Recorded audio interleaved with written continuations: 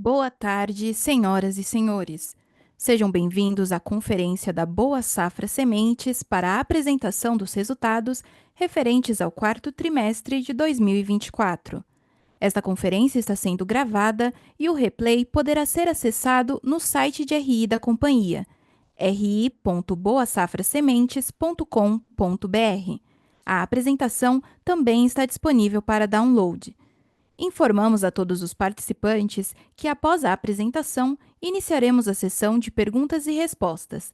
Mais instruções serão fornecidas no início do Q&A. Antes de prosseguir, aproveito para reforçar que as declarações prospectivas têm como base as crenças e suposições da administração da Boa Safra Sementes e as informações atuais disponíveis para a companhia. Essas declarações podem envolver riscos e incertezas, tendo em vista que dizem respeito a eventos futuros e, portanto, que dependem de circunstâncias que podem ou não ocorrer. Investidores, analistas e jornalistas devem levar em conta que eventos relacionados ao ambiente macroeconômico, ao segmento e a outros fatores podem fazer com que os resultados sejam materialmente diferentes daqueles expressos nas respectivas declarações prospectivas. Estão presentes nessa conferência o senhor Marino Colpo, CEO da Boa Safra, e o senhor Felipe Marques, CFO e DRI. O time de Relações com Investidores também está presente conosco. Gostaria agora de passar a palavra ao senhor Marino Colpo, que dará início à apresentação. Por favor, Marino Colpo, pode prosseguir. Olá, boa tarde a todos. Nós estamos aí dando início à divulgação de resultados do quarto TRI de 2024. Vamos falar um pouco, apresentar a companhia, falar um pouco dos pontos chaves aí do resultado. E depois vamos abrir para perguntas, tá?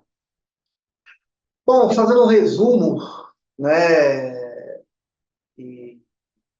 Sendo muito direto, acho que a gente teve um resultado muito ruim, né? Temos aí desafios que a gente enfrentou em 2024, eu acho que bem aquém aí do nosso esperado, mas é a realidade, tá? Nós tivemos aí eu acho que o que foi o grande problema do ano foi eu considero que foi o clima, tá? Acho que talvez o maior problema deles foi o clima. Mas falando aí de 3 pontos negativos, o que deu errado, o que deu certo em 24 e um olhar aí para 25 e além das coisas. Então, falando o que foi difícil no ano passado, acho que primeiro o clima e a produção. Nós tivemos um problema de muita seca no começo, foi uma seca terrível nas regiões produtoras, inclusive, foi um ano histórico para a gente, porque normalmente, na maioria das áreas de produção de semente, a gente planta em outubro, no máximo novembro, mas geralmente novembro, início de novembro já termina. No ano passado foi ao contrário, a gente acabou plantando em dezembro. No Natal, dia 25 de dezembro, ainda tinha uma área considerável, uns 20%, 25% da área de produção de sementes que ainda não tinha sido plantada. Então, foi um ano que assustou muita gente. Eu, inclusive, a princípio, imaginei que poderia ser uma notícia até boa, porque tinha dado muita seca, e depois plantou tarde, eu achei que a gente ia acabar colhendo no seco. A colheita, obviamente, você planta mais tarde, você vai colher mais tarde, então você teve uma colheita aí jogada para abril no ano passado, e eu imaginava que a gente poderia colher no seco, que depois ia ter muita chuva em janeiro, fevereiro, abril não é normal chover no Brasil, mas foi bem ao contrário, então a gente teve uma seca, a chuva veio pouca, e a gente teve muita chuva em março e abril, e aí a gente teve um problema de produção. Como vocês sabem, a gente tinha uma capacidade de 240 mil bags, produzimos 205 no número fechado, e eu acho que esse problema de produção desencadeou vários problemas daí para frente. inclusive o terceiro ali, que é custos e despesas, porque a gente estava organizado para crescer 20% como companhia, e com o custo organizado para isso, um time de vendas organizado para isso, e como a produção não veio, as despesas ficaram maiores percentualmente do que a gente imaginava. Esses são dois problemas, o terceiro é o crédito. Tá? Basicamente, a gente estava com um grande receio da inadimplência, a gente fez uma reavaliação a partir de, foi no meio do ano, aí, a partir de julho, a gente começou a reavaliar muito o crédito, a gente tinha algumas vendas feitas que a gente tinha feito no começo do ano, num preço, inclusive, mais saudável, mas quando a gente achou que a crise seria um pouco maior para o agro, principalmente em grandes revendas, em grandes distribuidores, a gente decidiu dar um passo atrás, ser um pouco mais exigente no crédito, o que acabou gerando cancelamento de pedidos. Tá? E aí a gente, essa foi a toada do terceiro TRI, a gente com muitos pedidos cancelados, então a gente já teve um problema de produção, teve muito pedido cancelado que estava vendido, o pessoal não foi capaz de entregar as garantias necessárias, e aí a gente saiu aí numa cruzada no quarto TRI para tentar vender, e acabamos que isso fez com que o preço médio fosse um pouco pior. Então, esses três problemas aí, ou esses três desafios, acabaram fazendo com que o nosso balanço tenha sido aí dessa forma, e eu considero que foi muito ruim, mas o time tentou fazer o melhor possível. Bom, vamos falar um pouco de algumas coisas boas que ocorreram no ano passado, tá? Nem tudo é notícia ruim. Eu considero que tanto a da soja quanto a Avra foram muito bons negócios, ampliações no negócio de semente de soja. Tá? Então, a da soja a gente adquiriu ali no início de 24, final ali de 23. No primeiro ano, a empresa já dobra de tamanho e nós já temos aí uma perspectiva de forte crescimento para ela esse ano também. A da soja é uma empresa que a gente tem participação, e ela é uma marca de venda direta ao consumidor final, ao cliente, ela vende direto ao produtor rural, ela está muito focada ali no Nordeste do Brasil, é uma área, ela é sediada no Tocantins, mas é uma área, o Nordeste brasileiro é uma área de grandes produtores, tá? Então, que operam aí num modelo um pouco diferente de revendas, enfim, a gente tem um outro canal de acesso para a soja, ela está indo muito bem. Quero falar da Avra. A Avra é uma joint venture com a GDM, e a Avra, ela, apesar de vender para revenda, ela é uma marca premium, ela é uma marca com portfólio exclusivo, ela é uma marca que poucas revendas irão trabalhar, ter acesso ao portfólio dela.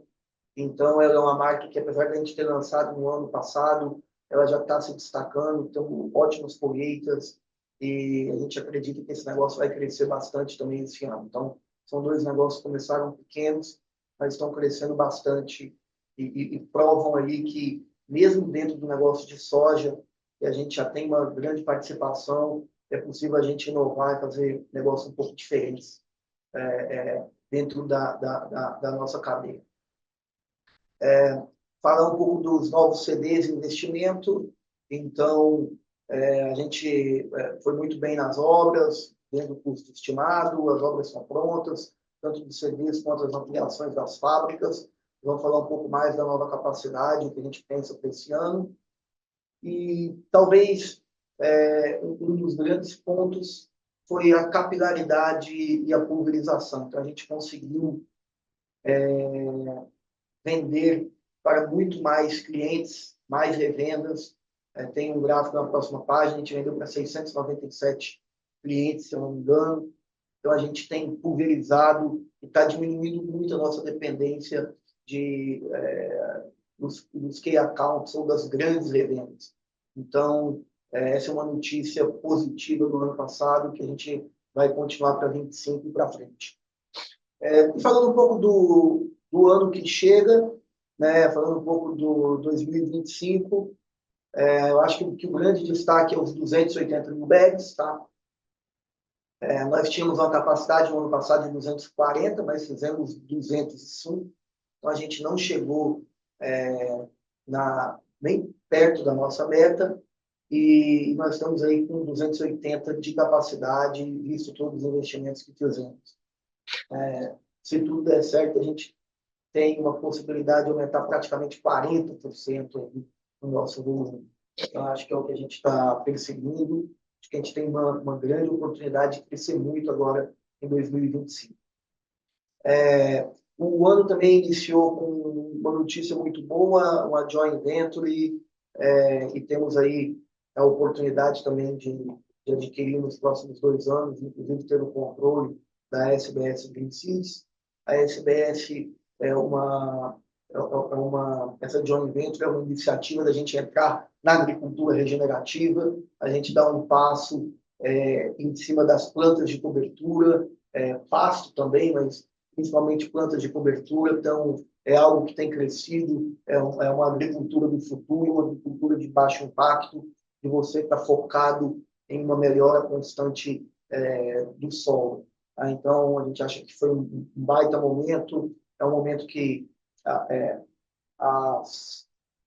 os negócios, o agronegócio estão um pouco em crise, foi um ano mais complexo para muita gente no agro, e a gente teve aí boas oportunidades de estar entrando em ativos que a gente consideraria que seriam mais difíceis. Então, apesar de todas as dificuldades, um copo meio cheio é que o dinheiro hoje está valendo mais, e a gente está com boas oportunidades aí de aquisições e de negócios.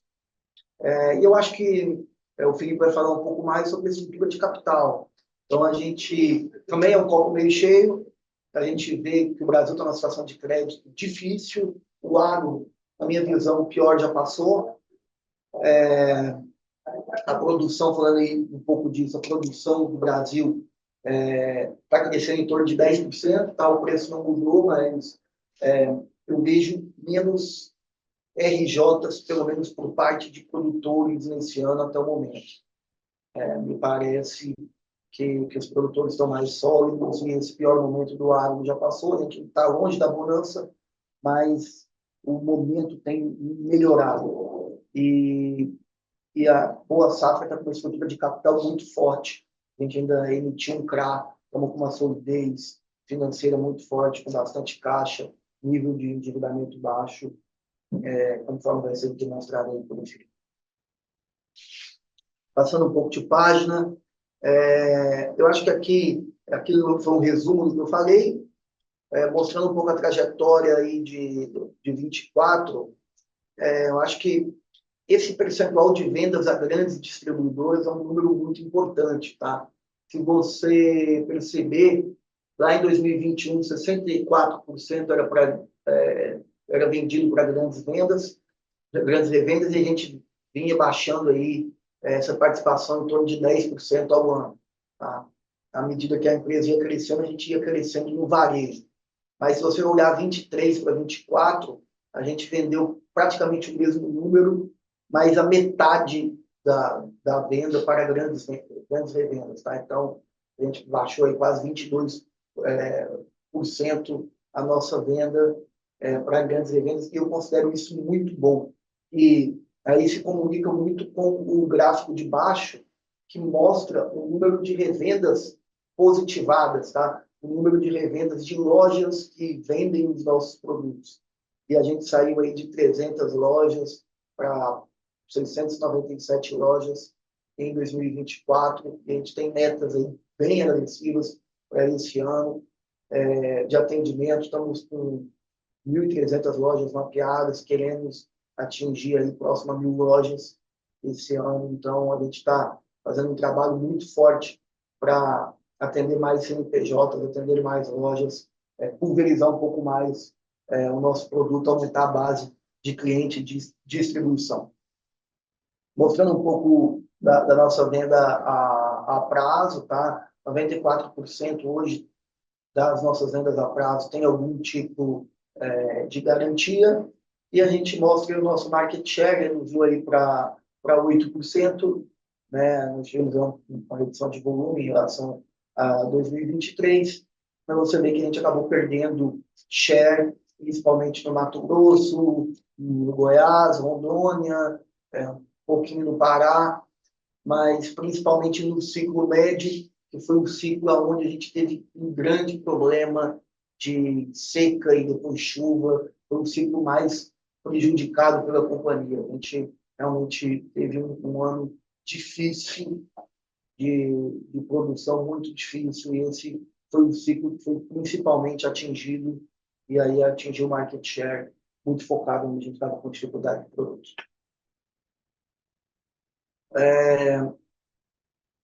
Nesse slide a gente mostra as nossas unidades, tá? Com destaque agora a nova unidade aí de Penápolis, em São Paulo.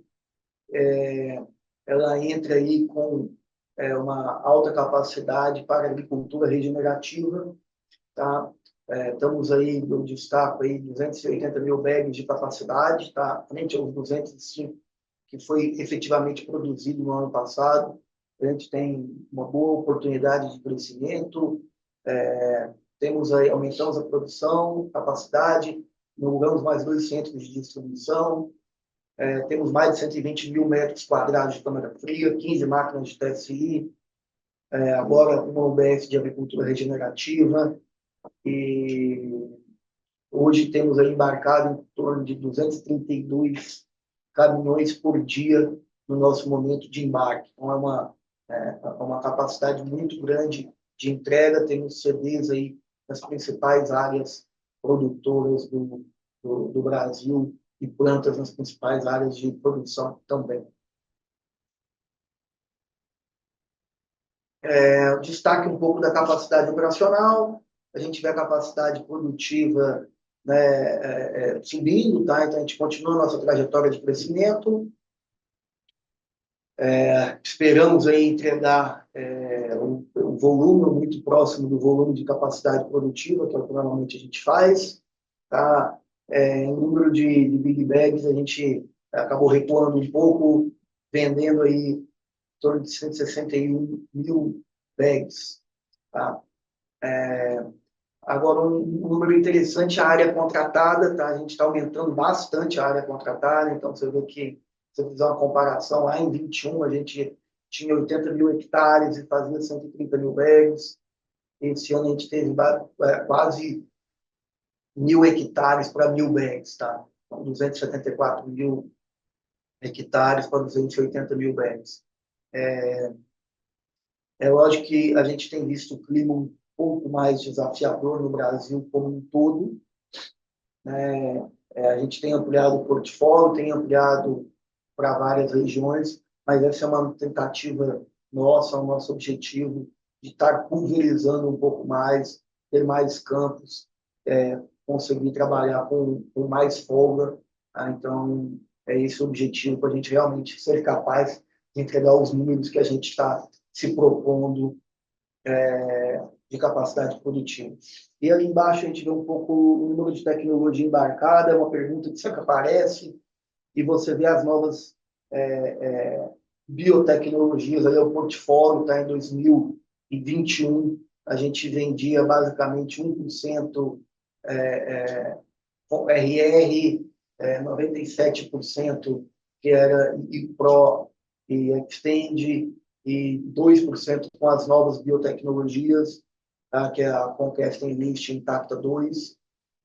Mas você vê aí a capacidade que veio crescendo, foi de 2% para 3%, depois foi para 9%, e em 24 a gente encerra com 22%, e já no primeiro que a gente vai trazer um pouco dos números que a gente está vendo para 25, tá? No próximo release, mas a gente ainda, para 25, a gente deve crescer bem mais, continuar essa trajetória crescendo. Tá? Então, as novas tecnologias estão vindo, é uma tendência e a gente acredita aí que elas vão trazer mais produtividade para o produtor, vão entregar mais proteções para lagartas e defensivos, e a gente vai conseguir vender num ticket médio um pouco maior. Falando um pouco da agricultura regenerativa, basicamente essa foi uma união com licenciamento exclusivo. A gente tinha basicamente a Semembras, era uma empresa muito focada em venda de pastagem, tá?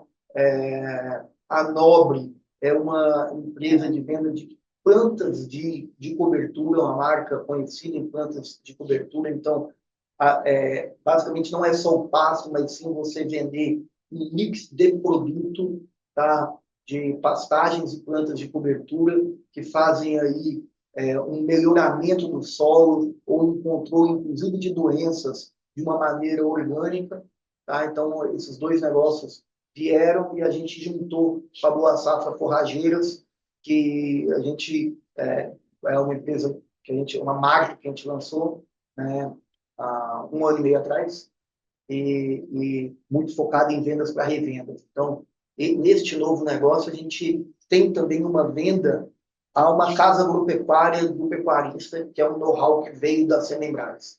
Tá? Então, a gente junta isso.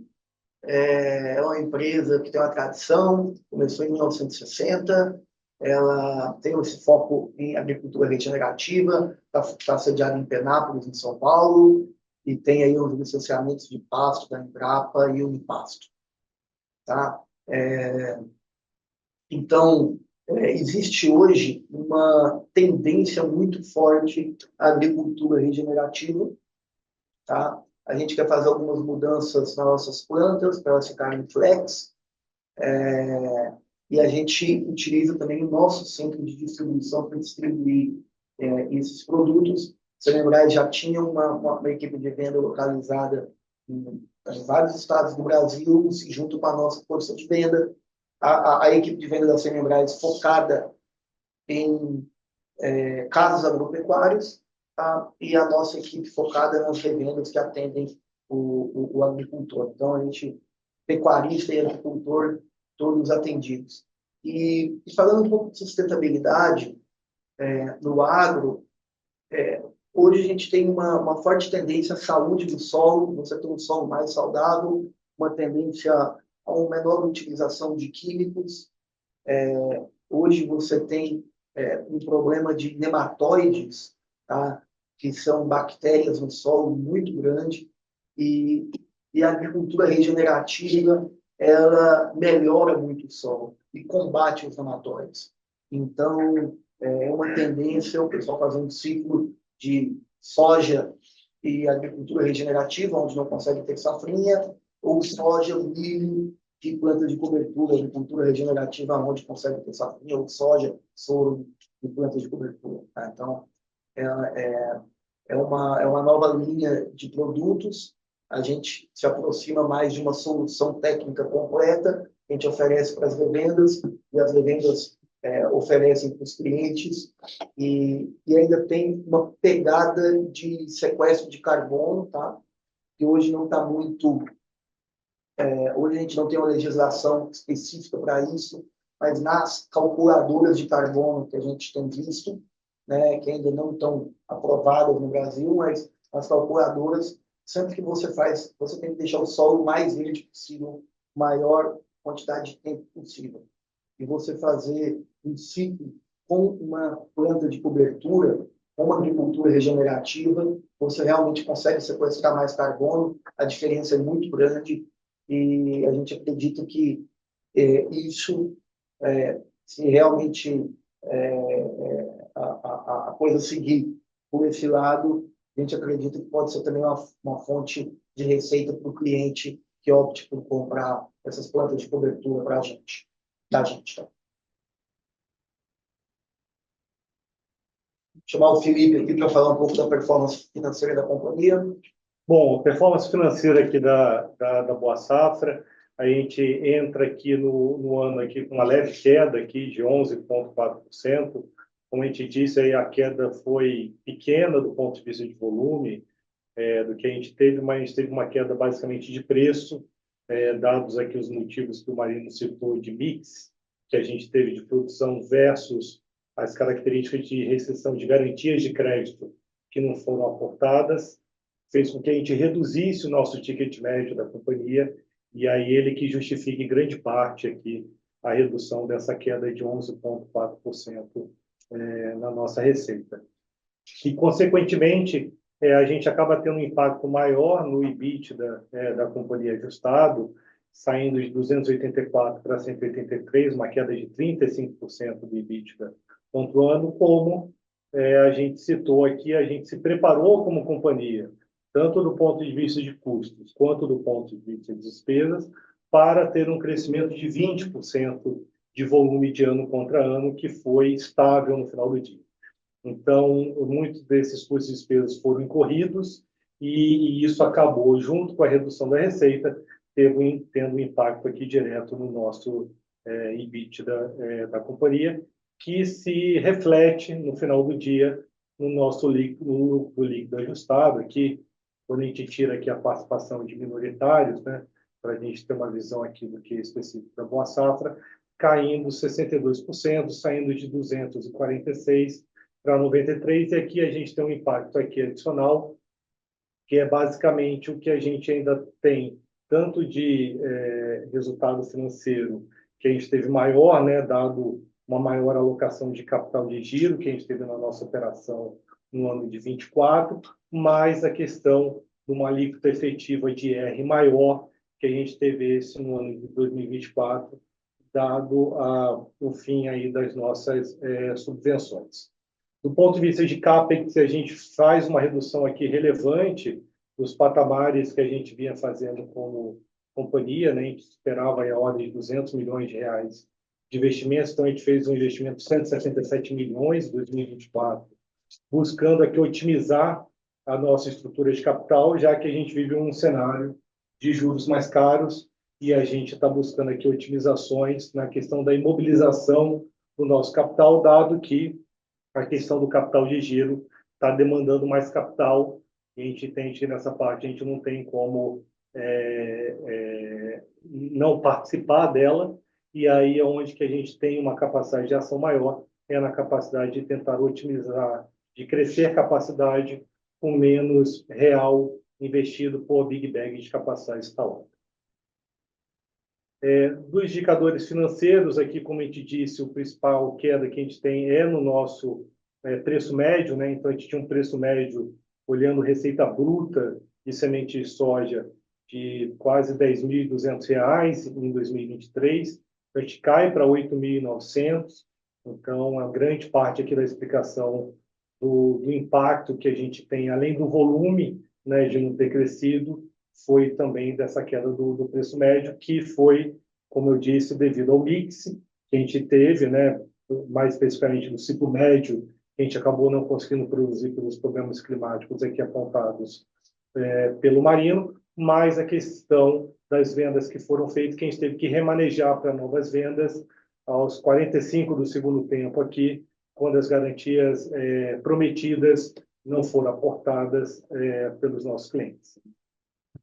E aqui a gente mostra o nosso lucro antes de impostos por capacidade de Big Bag. Então, a gente muda aqui o conceito. Antes a gente mostrava para vocês lucro líquido, mas como a gente tem aquela questão da alíquota efetiva entrando maior pela questão do fim da subvenção de 2024, a gente definiu aqui uma nova métrica para estar compartilhando com vocês, que é como a gente olha aqui internamente, que é quanto que a gente gera de resultado aqui no lucro antes de impostos da controladora por capacidade de Big Bag, de capacidade instalada que a gente tem aqui na companhia.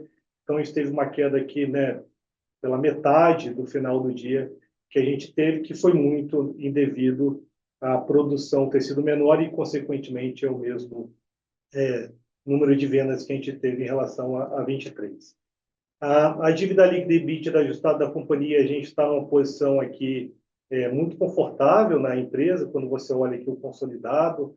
Então, a gente tem uma dívida líquida ainda negativa aqui na empresa. Eu acho que a gente mostra aqui a nossa grande solidez do ponto de vista de estrutura de capital da companhia, né? Fizemos o follow-on.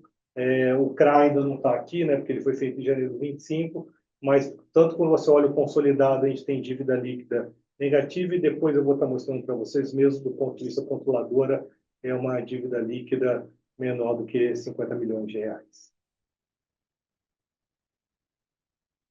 Passar aqui para o Marino para a gente estar falando das novas culturas, nosso momento aqui de diversificação das receitas. Esse ponto é um ponto que a gente foi muito bem, tá? A gente lançou esse plano de diversificação de culturas, eu acho que com mais clareza a partir de 22, tá? Então, você olha nesse primeiro quadro, qual que é o tamanho em termos de área dessas novas culturas, tá? Se olhar ali a área plantada do Brasil, ela é em torno de 38%, tá? São novas culturas, 62% da área de soja, então a gente tem todo esse potencial. E quando você vê a receita das outras culturas, comparada com a soja, né, ela vem crescendo muito rápido. Então, a gente saiu de 16 milhões ali para 155 milhões. Em 3 anos, a gente cresceu basicamente 10 vezes. Tá?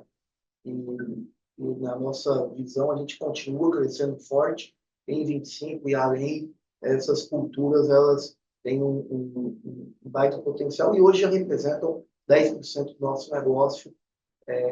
Quando a gente olha por faturamento, existe sim uma. Lógico que a gente acredita que a gente vai crescer muito em soja esse ano, tá? A gente tem essa oportunidade de crescer quase 40%, tá? Então, deve crescer muito em soja, mas quando a gente olha, mesmo com todo esse crescimento, essas culturas somadas aí, elas têm hoje um potencial de ser 40% do negócio. Então, tem uma boa possibilidade de crescer. Falando um pouco da carteira de pedidos, eu acho que esse é um dos números sempre muito importantes, né? Olhando ele, você acompanha como é que funciona, é mais fácil de ver que geralmente os melhores anos, os melhores tris de faturamento são sempre o terceiro e o quarto, enquanto o primeiro e o segundo trimestre a receita líquida é muito baixa, mas a carteira de pedidos funciona de uma forma ao contrário, tá?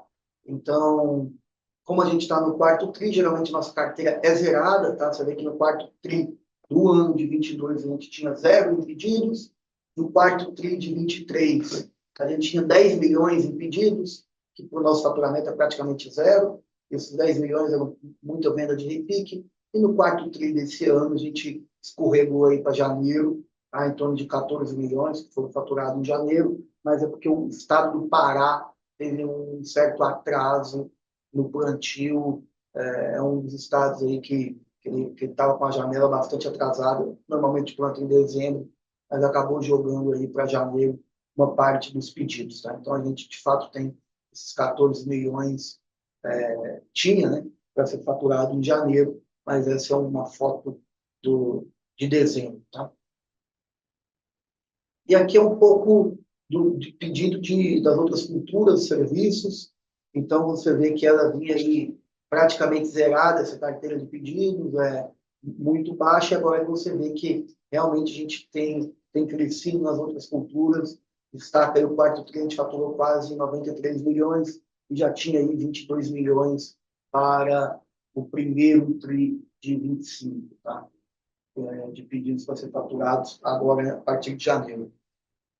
Mas dá para perceber que essas culturas têm, tanto em faturamento quanto em pedidos, elas se comportam um pouco diferentes, e com o tempo a gente ganhando espaço nessas novas culturas, a gente deve começar a ter, pelo menos, o primeiro TRI mais forte, um pouco de faturamento no segundo TRI, mas mais forte no primeiro TRI, que deve diminuir um pouco a sazonalidade do negócio quando a gente olha ele. Bom, aqui é a saúde financeira da companhia. A gente fez um trabalho aqui muito bem feito aqui do ponto de vista de liquidez da empresa, né?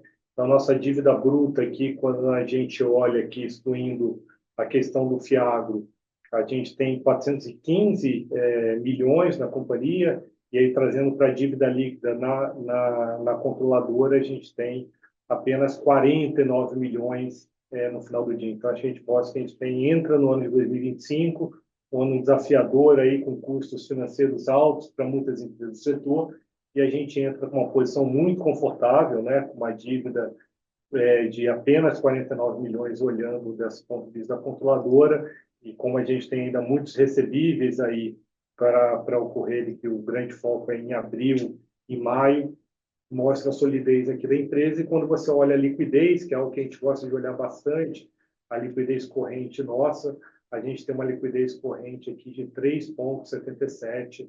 Então, mostra que a grande fortaleza aqui da Boa Safra, num ano tão desafiador de restrição de crédito, a gente está num momento de liquidez aqui super bom, e sem estar considerado aqui, obviamente, o CRA, porque ele só ocorreu em janeiro de 2025.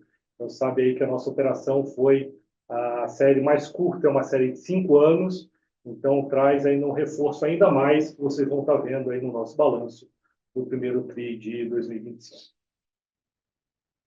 Bom, aqui a Boa Safra em números, a gente colocando aqui os nossos principais variações, como a gente citou, então uma queda aqui de 11% na receita, consequentemente a gente tem um grande impacto aqui no lucro bruto, como eu falei para vocês, a gente tem muitos custos aqui de origem que não são custos variáveis, eles acabam se tornando custos fixos aqui no final, quando a gente se propõe a aumentar aqui a nossa capacidade, como foi na ordem de 20% em relação de um ano contra o outro, e o impacto aqui no EBITDA, no final do dia, pelo impacto das despesas que a gente citou, que a gente também se preparou para esse aumento de 20%. Então, a gente tem uma queda aqui de margem EBITDA saindo de 13% em 23 para 9,5% em 2024.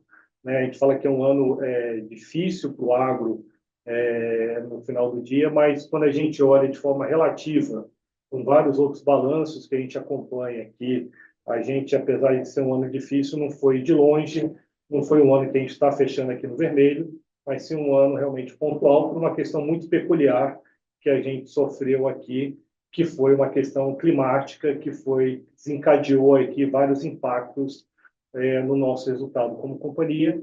Então, a gente tem uma queda aqui no nosso lucro líquido, né?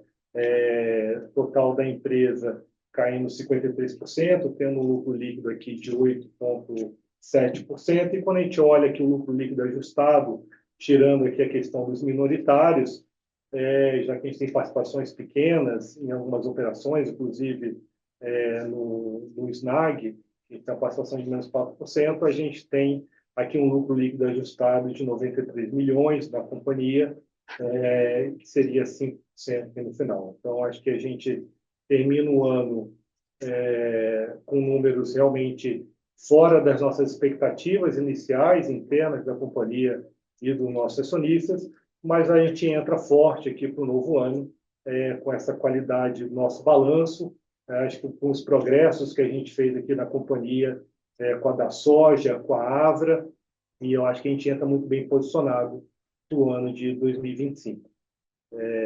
Obrigado. E agora vamos abrir aqui para o... Eu só falaria que é um ponto interessante, que a gente é uma das poucas empresas que ajusta o lucro líquido para baixo. Todos os anos, a gente tenta ser bem realista com o que a gente projeta, a gente tira aí o que a gente considera que foi algum efeito não recorrente.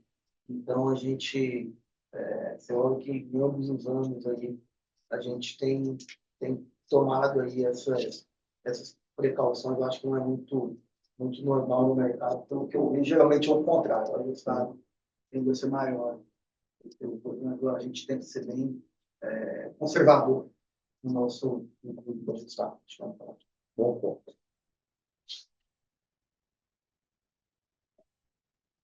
Iniciaremos agora a sessão de perguntas e respostas. Caso deseje fazer alguma pergunta, por favor, pressione o botão Levantar a mão. Se a sua pergunta for respondida, você pode sair da fila clicando sobre Abaixar a mão. Para fazer perguntas por escrito, por favor, utilize o ícone de Q&A, informando o nome, empresa e a sua pergunta. A nossa primeira pergunta vem do Sr. Pedro Fonseca, da XP. Por favor, pode prosseguir. Boa tarde, Marino. Boa tarde, Felipe. Espero que estejam bem. Obrigado pela oportunidade aqui da pergunta. Tem algumas do nosso lado aqui. A primeira, eu sei que vocês não abrem, né, a carteira de pedidos do primeiro TRI, mas gostaria de saber se vocês conseguem compartilhar um pouco do que vocês têm visto em relação à carteira de pedidos, qualitativamente, direcionalmente, em relação a volume e preço. Acho que qualquer informação nesse sentido seria extremamente rico para a gente. O segundo ponto, em relação ao crescimento de volume produtivo, né, que esse, como vocês diagnosticaram, talvez tenha sido o principal problema de 24 e como vocês estão vendo isso agora em 25. E se me permitem, um terceiro ponto aqui, olhando para frente, acho que cada vez mais devemos ver o share de novas tecnologias aumentando no faturamento da companhia. O que eu queria entender é como a gente deveria imaginar os economics mudando por conta disso, né? Em outras palavras, quão maior é a margem, por exemplo, de uma Intacta 2 contra a iPro e a Extend, por exemplo. Entender um pouco aí do que vocês esperam de mudança de economics olhando para frente em virtude de novas tecnologias. Obrigado, pessoal. Muito obrigado. Eu vou tentar responder aqui, anotei aqui rapidinho um pouco dos pontos. Sobre a venda, realmente, assim, a gente normalmente não dá informações dos pedidos, mas, assim, no início desse ano, foi um ano até atípico para o lado bom para nós, tá? Nós tivemos aí um dezembro de um dólar bastante alto, um dólar aí tocando aí, passando de R$ 6,00, 6,15, e quando a gente fazia a conta, estava muito bom para o produtor comprar e fechar a safra seguinte, tá? E a gente teve, sim, uma movimentação muito grande no setor de insumos, tá? Inclusive semente, mas no setor de insumos, de vendas aí em dezembro. Então, o mercado andou, ele está até, inclusive, um pouco à frente aí da média histórica nossa do período, andou bastante. A gente teve algumas vendas, inclusive em dezembro, que é muito raro. Normalmente a gente começa a vender a safra nova a partir de janeiro, mas a coisa começou a ter pedidos em dezembro por causa da cotação do dólar. Então, se eu posso dar uma cor, eu falaria isso aí, que realmente a gente está com a carteira indo bem na questão de vendas. Aí. Falando um pouco sobre produção, todos os anos têm sido desafiadores, esse não tem sido diferente, mas nos parece, até o momento, que ele está muito mais fácil que o ano anterior. Não estou dizendo que é um ano fácil, mas é um ano com os desafios muito menores do que o que a gente tinha. Isso está em todas as previsões, todas as métricas, as lavouras estão colhendo muito mais, e a gente está bem numa época aí forte de colheita, principalmente do ciclo longo, do ciclo curto, do ciclo médio, foi bem. A gente vai dar uma cor e muitas informações sobre isso no balanço do primeiro TRI, que a gente já vai estar com muito número de produção fechado, mas até o momento as coisas estão indo muito bem. A gente tem aí essas próximas 2 semanas para ver um pouco o que acontece, tá? São muito importantes, a gente está bem no pico da nossa colheita, tá? No ano passado, o pico foi meados de abril, e nesse ano, como plantou um pouco antes, o pico está sendo agora. Nós estamos na semana de pico. Tá? Isso é falando de produção. E o share de 2x e também de Conquest List, a gente vê que as novas biotecnologias estão crescendo rápido, tá? Elas demoraram um pouquinho a pegar, eu senti, mas agora a gente tem ótimos materiais, materiais muito aí competitivos. No ano passado já foi 22% de 2x, esse ano 24% que fecha. Para esse ano a gente espera um crescimento muito forte, mas eu acho que a grande notícia boa é que os materiais estão sendo muito demandados, a tecnologia tem feito diferença, tanto para defensivos quanto para lagartas. Então, a gente acha que a adoção vai ser rápida e até o 2028, onde tem todas essas patentes, a gente acha que não vai ter nenhuma dificuldade aí de ter uma boa adoção das novas tecnologias dentro do portfólio. Tá claro, Marino. Obrigado pela profundidade. Nossa próxima pergunta vem do senhor Gabriel Barra, do Citi. Por favor, pode prosseguir.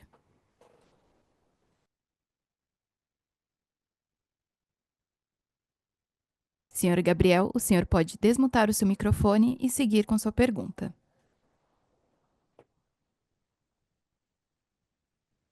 Nossa próxima pergunta vem do senhor Henrique Brustolin, do Bradesco BBI. Por favor, pode prosseguir. Boa tarde, Marino, Felipe, obrigado por pegar minhas perguntas. Eu queria tocar um pouco de novo no tema mais de performance comercial, né, do ano passado e o desse agora.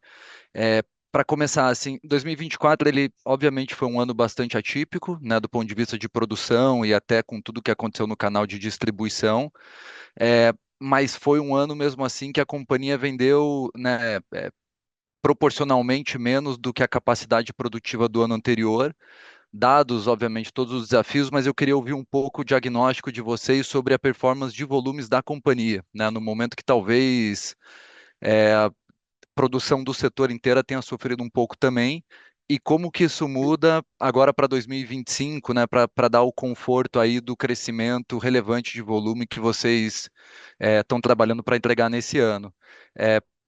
Essa é a primeira com relação mais específica a volume. E a segunda, um pouco mais voltada em preço, eu só queria que vocês, dentro do possível, nos ajudassem a entender a performance de preço médio do ano passado, né? Vocês já fizeram alguns comentários no release, teve um efeito mix relevante, né, com tudo que aconteceu de cancelamento de pedidos, mas também, assim, como tem bastante crescimento de volume e ganho de share esse ano, quanto que o preço médio de semente de soja de 2024 a gente pode ou não usar como referência agora para 2025, né? Ou se um patamar talvez mais próximo do que foi, níveis de 2023, talvez seja uma referência melhor. São essas as duas perguntas. Obrigado.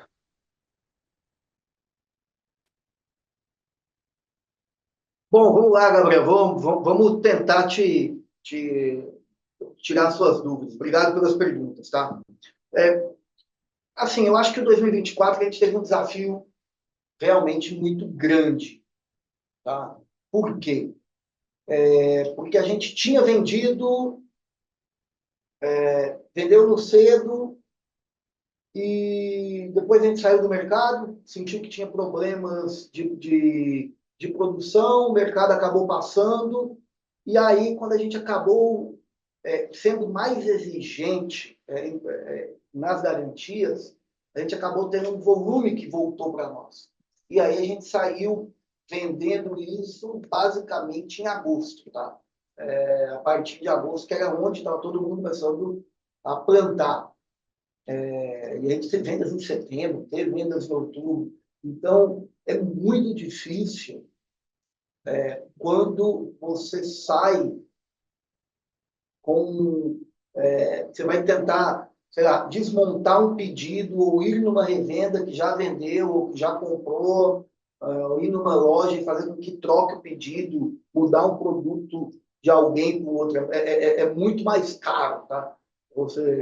Caro, eu digo em termos de desconto, o desconto que você tem que dar para alguém que já tinha comprado uma semente de alguém, enfim. Então, eu acho que foi um desafio grande o que ocorreu em 24, e eu acho que esse é o que impactou diretamente o preço, tá?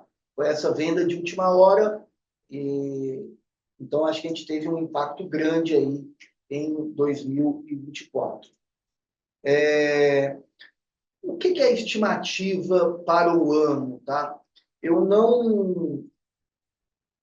acredito que a gente deve voltar aí para uma média histórica, tá? Então, eu acho que seria leviano eu falar que a gente está com um target ou que a gente vai conseguir o preço recorde de 2023, tá? Mas a gente tem olhado aí para a média aí do que ocorreu aí nos últimos 3 anos. Acho que o ano de 2022 é um parâmetro, foi um ano bom. A gente está crescendo 40% em volume, tá?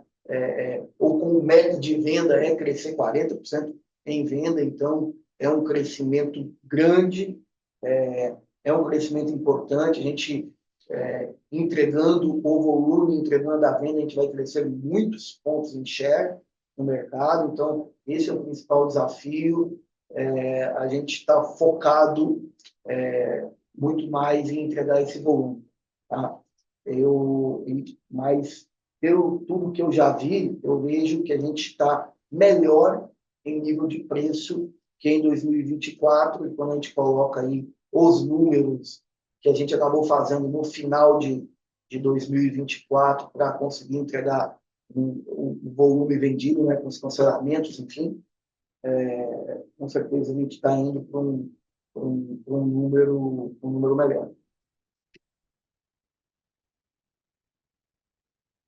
Tá muito bom, Marino. Obrigado. Obrigado, Henrique. Obrigado. Nossa próxima pergunta vem do senhor Pedro Gama, do Citi. Por favor, pode prosseguir. Oi, Marino e Felipe, tudo bem? Boa tarde, obrigado por pegar as perguntas. Aqui do lado eu tenho duas. A primeira, assim, eu queria explorar um pouco assim, esse cenário de recuperação ao longo de 2025, né? Assim, eu entendo que, por um lado, a gente deve ver o produtor tendo esse aumento, essa melhora de margem, né? Seja por conta da melhora do yield da soja e também por conta desse aumento do preço do milho, né? Quando a gente olha a margem ao longo da safra inteira. Eu queria ver com vocês assim, qual a expectativa para vocês com relação ao apetite do produtor, se ele pode voltar a comprar sementes premium, isso pode melhorar o mix de preço da companhia ao longo do ano. E eu queria também entender assim, o quanto vocês veem de impacto para essa questão de apetite, de crescimento, com relação à política de crédito de vocês, né? Como vocês já comentaram, vocês pediram umas garantias ao longo de 2024, e assim, nesse cenário de melhora de margem do produtor, como é que vocês veem a liquidez do produtor e das distribuidoras ao longo dessa safra agora? Ela deve melhorar? A gente deve continuar vendo esse ritmo de investimento em capital de giro da companhia ou pode ter uma melhora? E o meu segundo ponto é até tentando explorar um pouco mais essa pergunta do preço que o Bustolin fez agora, só que eu queria entender um pouco mais da dinâmica da semente básica. Se na minha cabeça eu tento a ver que a semente básica ela deveria ter uma pressão de preço para baixo, porque o supply de semente de soja deveria crescer, acompanhando um pouco a produção e toda essa questão de melhora operacional que vocês já comentaram. E do lado da demanda, a gente não deve ver uma demanda crescendo tanto, porque com relação a essa restrição de crédito que a gente vê o mercado todo passando e os problemas de liquidez, a gente pode ver um crescimento muito pequeno em área plantada. Eu queria ouvir de vocês se vocês concordam com essa visão. São esses dois pontos aí. Obrigado. Pedro, eu acho que a gente está muito bem posicionado para 2025.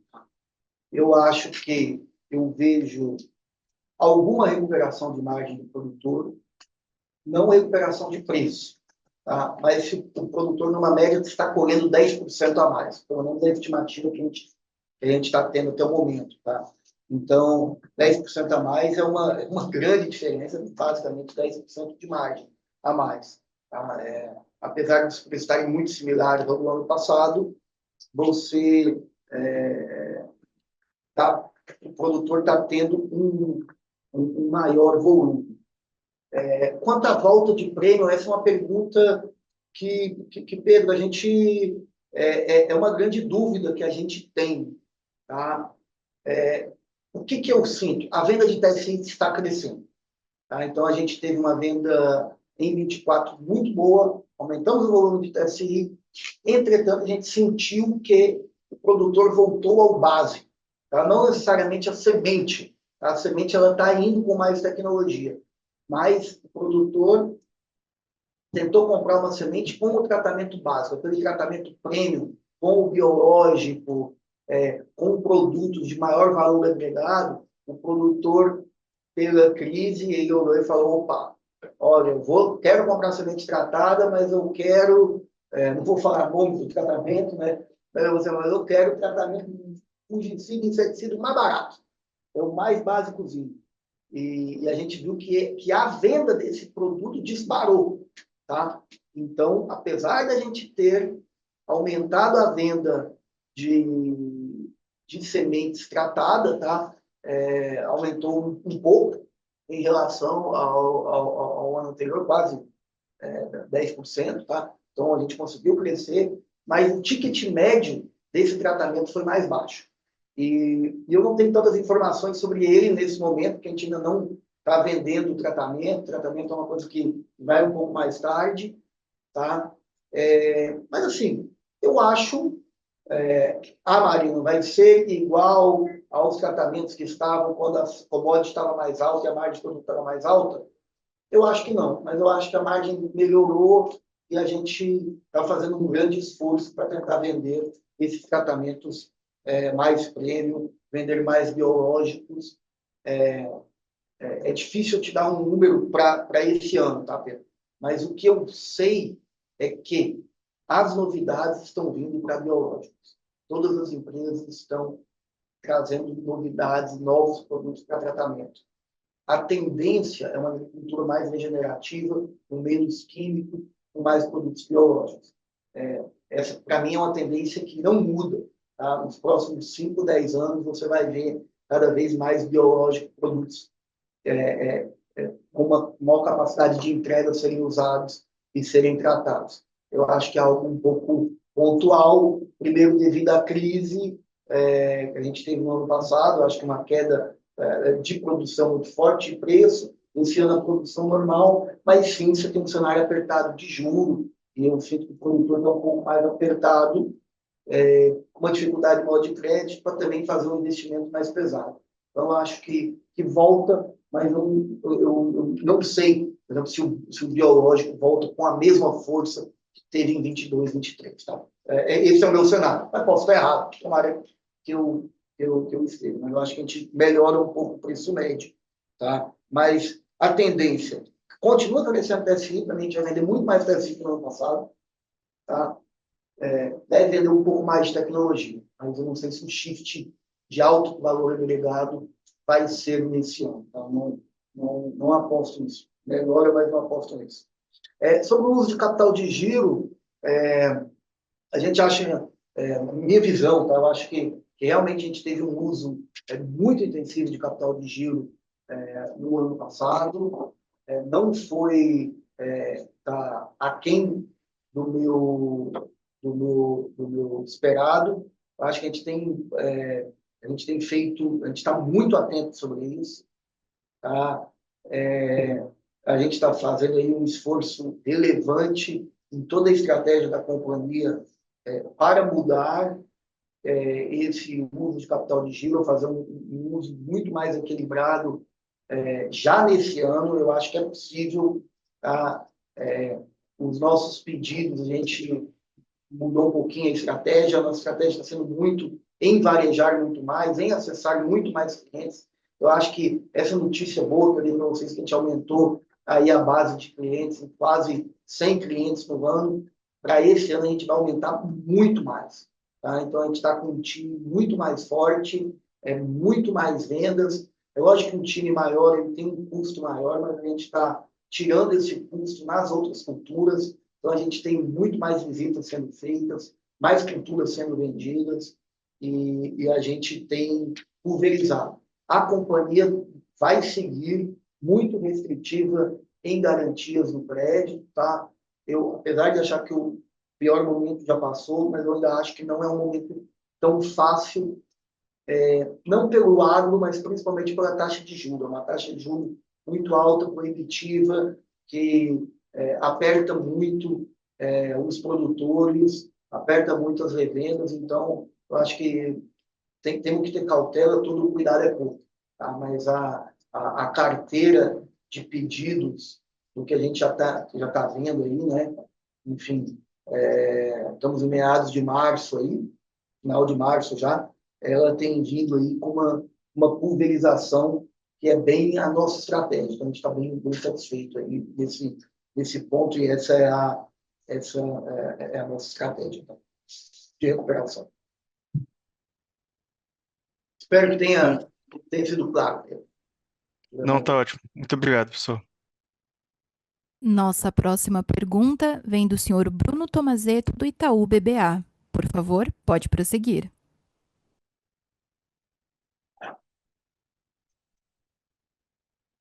Senhor Bruno, seu microfone está aberto, o senhor pode prosseguir com a pergunta.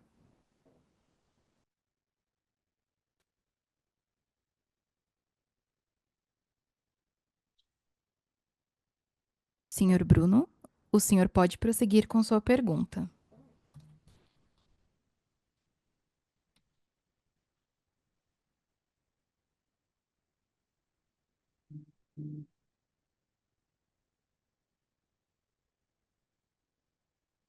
Senhor Bruno, o senhor pode desmutar o seu microfone e seguir com a sua pergunta.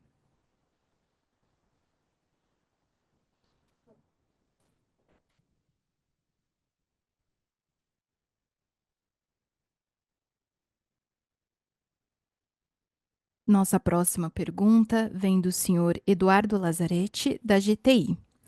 Boa tarde, pessoal. Tudo bem? Tenho duas perguntas, por favor.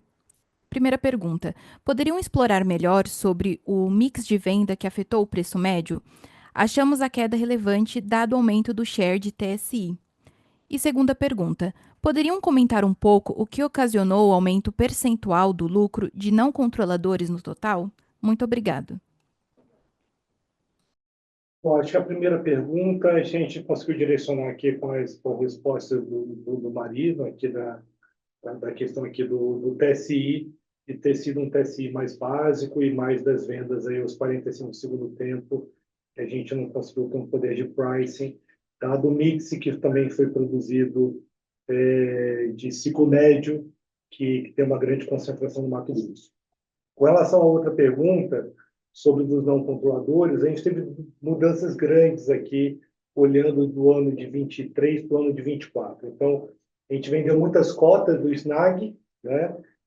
O fundo hoje a gente só tem 4% de participação nele, então essa redução da participação aumenta aí o lucro de não controladores no final. E entra também o resultado da soja, que é uma empresa, né, que teve resultado já no ano de 2024, e a gente só tem 45% de participação da soja. Então, esses foram os dois grandes movimentos aí que fez a parte do lucro de não controladores tomar uma relevância maior quando você olha dentro do lucro consolidado da companhia.